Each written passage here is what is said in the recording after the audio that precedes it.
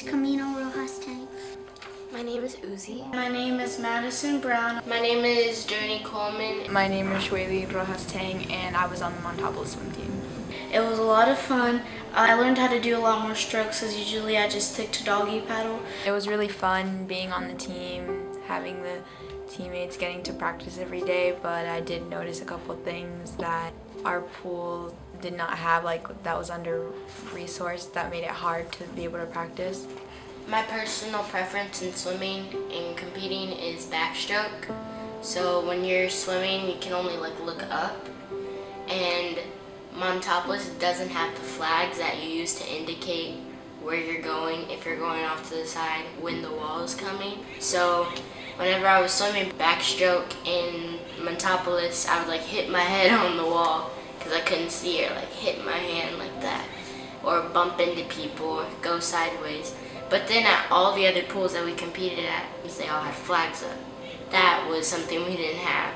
We also didn't have lane lines, so there's nothing to separate lanes. We don't have any lanes. Yeah, there's not even lanes drawn on the floor. We kept bumping into our teammates, and it was very hard. The only equipment that we got were kickboards. They were pretty old, not kept well, just in the back of the room, and they were all too small for us. They were the kid-size kickboards that are made for younger children, so it didn't really help us in our swimming. Whenever we went to the meets, I absolutely noticed a difference between facilities. The further west we got, the nicer the pools were. Things that were west and south or north were a lot nicer, usually because they were newer. Montopolis pool, there were no meets there. They don't have lanes. Most of the kids on our team were children of color, and most of the children on the other teams were not. You know, these are neighborhood pools. They should all be the same, but they're not, because the ones on the east side are much smaller, older, dirtier, and the ones on the west side are bigger and cleaner and more new, and it just goes to show you that they're putting more effort and more work into those pools. In Austin, there's been a prioritization of resources in white neighborhoods, and since 1928, when their master plan relocated Black and Latino communities to a certain section of the city, then it became much more obvious to anyone to see how that section in terms of public services was so under-resourced compared to other parts of the city.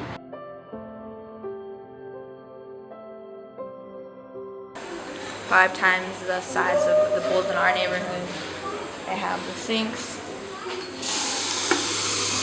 that soap, bathroom, there's toilet paper, there's lights, and there's showers.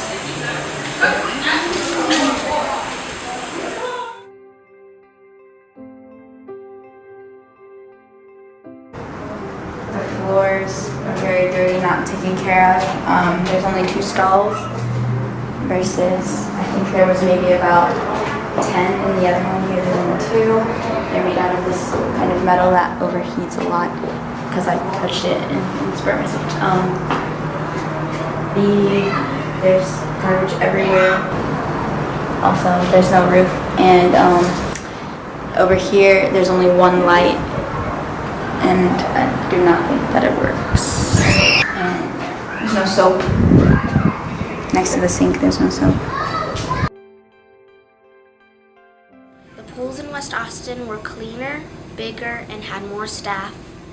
Their teams had more practice hours than ours on the east side.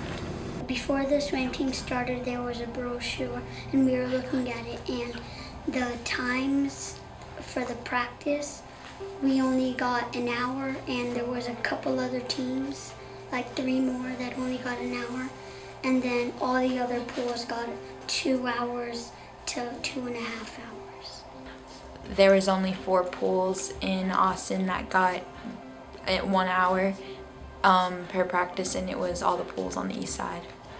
I told my mom, and one day when we were at practice, we told the lady that ran the swim team, and she told us it was because they had bigger teams, but they would split their team, but they still each practice had 2.5 hours.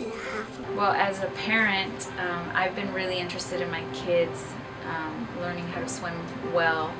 I started trying to register my kids for swim classes about 3 or 4 years ago. I signed them up and was really excited the first year, I remember, and then I heard that it was canceled due to under-enrollment. 2 years ago I tried again. This was now for swim team, then found out that it was canceled as well. All the swim teams that were actually not canceled were more on the west side of the city, far away and driving. So then this year, a few of us mothers met with the aquatics office months ago to tell them that this had been our experience, and what they explained was that because they have to decide how many coaches to hire and swim instructors, they decide a couple weeks before the deadline where they're going to cancel based on how the numbers are looking and based on maybe patterns from the past. So we took it upon ourselves, a group of mothers, to start recruiting kids and signing them up ahead of the deadline. So this year we made sure to get at least 10 kids on the list, but a lot of the parents couldn't access the scholarship application because it was online and they didn't have paper applications at the rec, and we had to like do our own outreach, you know, and put out flyers and recruit people because the aquatics folks weren't doing that. Also, the kids that we were trying to sign up needed scholarships, but the scholarships applications take weeks to process. So then there's all these institutional systemic ways that even if you're trying to sign up ahead of time, it doesn't matter because the scholarship doesn't get approved till after the deadline. At the rec centers and at the pools, there's no flyers that explain about the teams. We went and told people at the pool, hey, did you know there's a swim team? They said, we never heard of a swim team anywhere. We never saw a flyer. Aquatics says we put information in every rec center about it. Everyone should know. The information is a 70-something page booklet, or on page maybe 67, it says swim teams. And these are booklets in English that are on a shelf in the rec centers. And that's what they think is getting the word out. So we made our own, ourselves, a few moms, made flyers in English and Spanish, printed them ourselves, copied them ourselves, brought them to the pool, started going around talking to families, and we found actually a lot of families interested in being on a swim team. They just never knew it was an option. I want my kids to be able to be comfortable with swimming, to have access to it just like any other kid would want. And I want my kids to be able to do it with other kids that are their friends and their neighbors, and not have to go be somewhere in a community that is not ours, where we live, just to be able to participate. I want their friends to be able to be part of it too. What was good about it was that we had each other, but to be better swimmers, we do need those things like kickboards, lanes, flippers, things like that. You feel more as a team. You don't feel like an outsider when everybody else has something and you don't.